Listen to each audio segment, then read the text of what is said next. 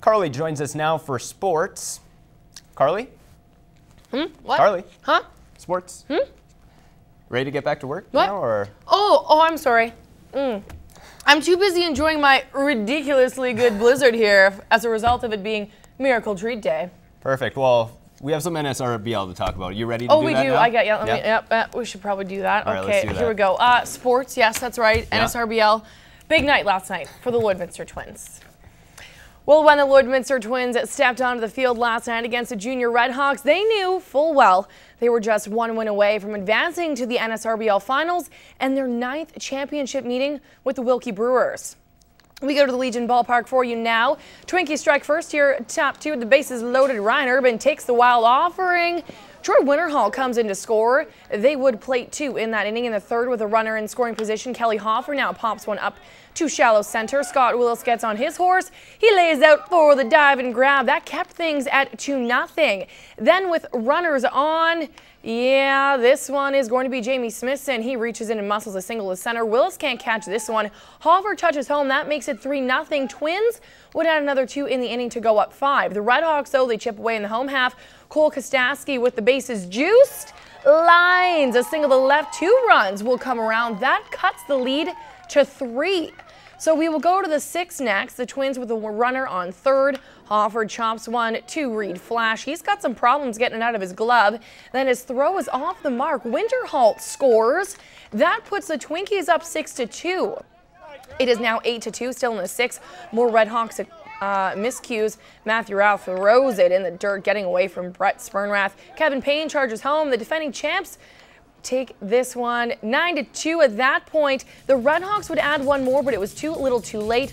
The Twins sweep the junior. Yeah, they absolutely swept the juniors, unfortunately. So with the win, the Twins advance to the NSRBL final for the 9th year in a row. They will meet a familiar foe there, the Wilkie Brewers, a club that the Twinkies have beat in the finals the last 2 years. Now the Twins will put their 40-game, yes, I said 40-game unbeaten streak on the line along with their back-to-back titles. I really want another bite of my blizzard, but I will continue. Well, this offseason has been full of its ups and downs for the Bonnyville Pontiacs graduate netminder Julian LaPlante. In July, he found out that Union College was revoking his scholarship as a result of an NCAA violation. But as Clayton Brown explains, the young goaltender has moved on and will be able to play NCAA hockey at Providence College instead. It was only one period in one exhibition game in the Western Hockey League for the Portland Winterhawks, but that has cost the 2010-2011 AJHL top goaltender his scholarship at Union College.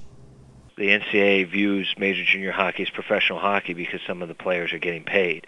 And Julian had participated in 20 minutes of an exhibition game when he was 16 years old. That's just against the NCAA rules. I couldn't have made a better decision in the time that was there. I didn't know. So, I mean, I can't regret my decision. You can't look back and say, it wasn't a good decision. So, obviously, I'm not going to dwell on anything that I couldn't have changed.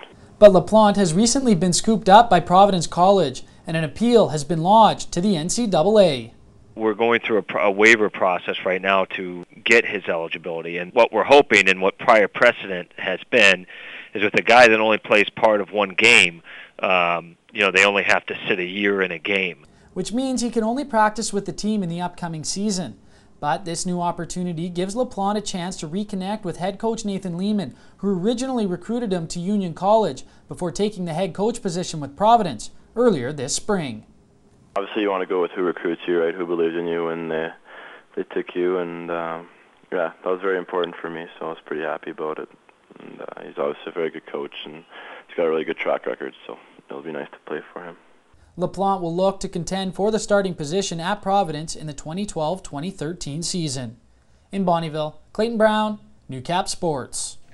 Clayton Brown did attempt to contact the head coach at Union College, who had knowledge of LaPlante's eligibility case, but head coach Rick Bennett declined to comment.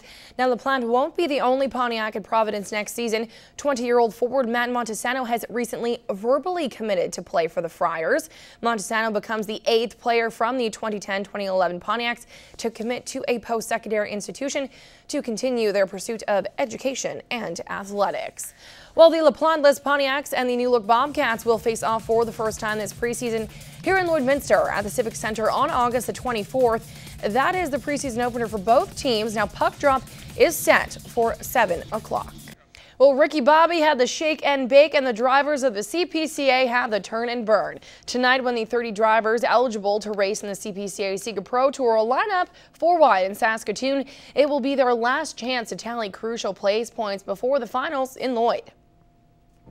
The Chief was a show champ in Turtleford last week. Knowing the importance of the next 4 nights in Saskatoon, he's been tweaking his outfit ever since. Well, that's a stepping stone to the Lloyd finals, Saskatoon is, and we got to try and sort out what kind of run we got in 5/8 tracks going into Lloyd.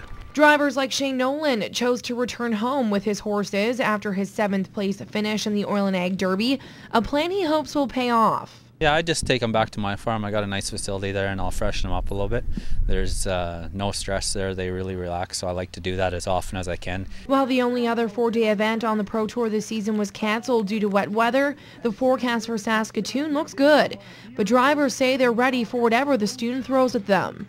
Well, I mean, it is all part of the deal, but yeah, you have to make some adjustments, and it's like you just have to live with it. That's the way it goes. Well, it's frustrating, all right, but you got to learn to accept what Mother Nature does to us, you know, and it's better to be safe than sorry, you know, that's the bottom line. Races run Thursday, Friday, and Saturday at 6:30, and the finals are set for Sunday at 2, where the top performers will have a chance at a $25,000 horse trailer. I hope everyone noticed that hat raincoat in there. I was impressed. I got to find out where to get me one of those. Well, here is a look at the top 10 drivers in CPCA standings heading into tonight's 4-day event.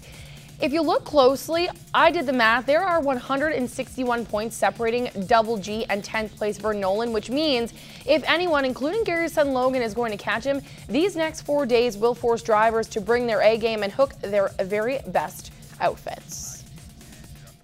Well, you can listen to and watch all the golf tips Aaron Streck and Kyle Mulligan have to offer, but the bottom line is golfing can be one of the toughest sports to master. Even if you're just hitting the links for a friendly round, maintaining consistency is a never-ending battle.